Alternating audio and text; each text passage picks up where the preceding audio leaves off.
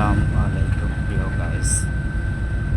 আজ 4 দিন আগে জোরবারু এসেছিলাম। জোরবারু 4 দিন বেরোলাম। এখন আমি জোরবারু ফিল্ম সেন্টার থেকে চলে যাচ্ছি শিলাঙ্গর ফিল্ম সেন্টার।